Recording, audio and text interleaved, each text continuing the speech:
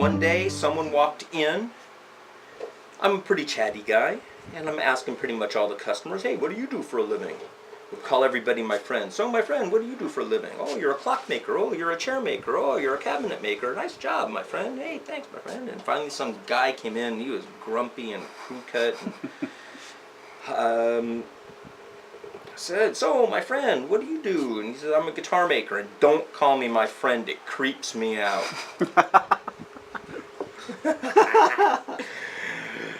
And I was signed up for Charles Fox's class in Vermont then. That's where he was living and teaching a guitar making class. And I was signed up to go there. And I told him that, and he said, it's no good. Nah, he didn't know, but he just knew that he's just pretty contrarian. Okay. But that was my teacher, and finally I whined for months and months and months until he said, yes, I will teach you fine. You know, and I made arrangements and served an apprenticeship formal. Yeah, and who's this guy? Bob Mattingly. Bob Mattingly. From Long Beach. From Long Beach. Yeah. Owner of World of Strings, which is still there. He was just selling World of Strings as I was coming into his shop. He didn't really like me very much. He wasn't all that friendly to me. I only knew what I knew from having built a guitar out of David Russell Young's book, which was not very traditional. I mean, some aspects were very traditional, but other parts were much less. I think in his book you would just epoxy the neck onto the body. There was no kind of joinery. No spline? Nothing. You just epoxied it right on. Epoxied the fingerboard and the heel onto the guitar, and there was no adjustable truss rod. Now, but the neck stayed on your guitar, did it? Yeah, as I understand, that guitar's still around in Germany. Wow. I sold it to someone years ago, and 30 years ago. And I get postcards every once in a while from him, and yeah, the guitar's still around. Wow. So. Now, Mattingly is a classical guitar maker, or did he build steel strings too? He was mostly a nylon string guitar maker, but Bob would take any gig that came his way, and would, I guess, build some steel strings. You know what? I say that, but maybe I'm wrong because I've never seen any steel strings come out of his shop. I've never seen anything come through here that was a steel string, and I've seen just a lot of stuff of Bob's. But my apprenticeship was, in fact, to build a nylon string and a steel string guitar. Now, prior to your apprenticeship, have you built a nylon string? No, I'd never even held a nylon string in my hands, really. And I just was obliging him, Bob, in being taught the way that he wanted to teach me. Now, at the time, your interest in guitar making was for steel strings, or? Yes, I mean, because that's what I knew. Okay. And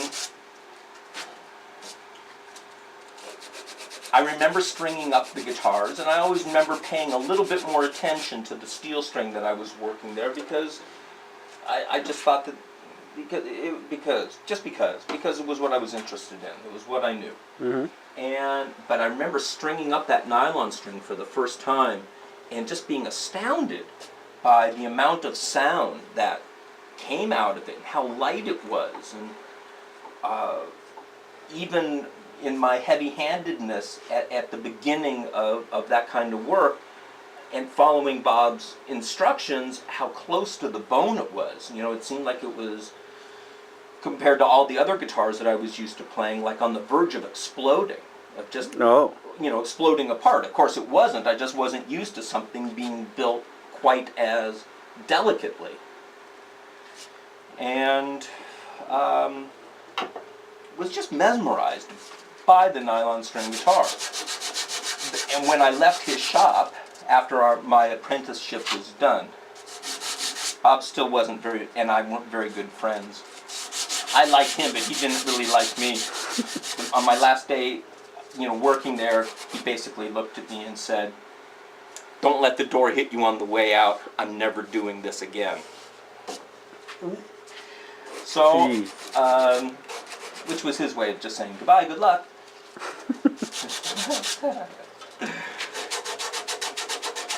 So, I went home and I built a guitar. I built a nylon string guitar.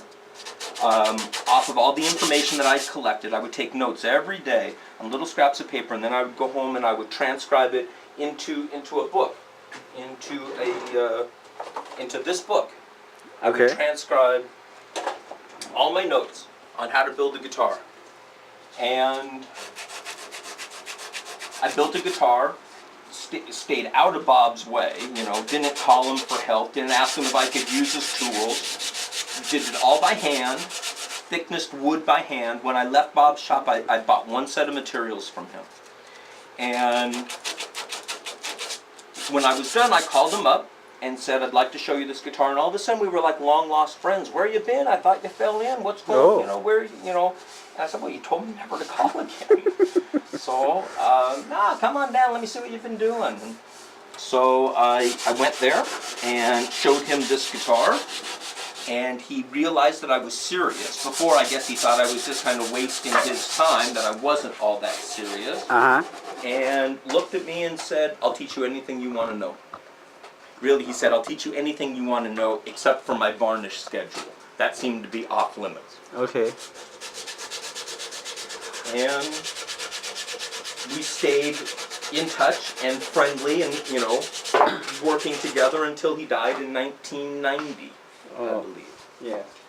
Well, aside from Mattingly, did you take any other lessons from other makers?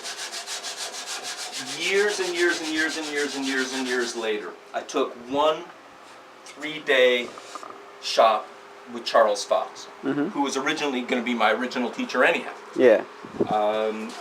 And still in Vermont? No. Then he had moved up to Healdsburg, so it was kind of close. Certainly closer than Vermont, and it was a very good thing. I really enjoyed it. I really learned a lot. It was about small shop production. The production part never really paid off, but I learned how to, you know, build a lot of jigs and some techniques that really, I think, ultimately improved the quality of my instruments. And other than that, no.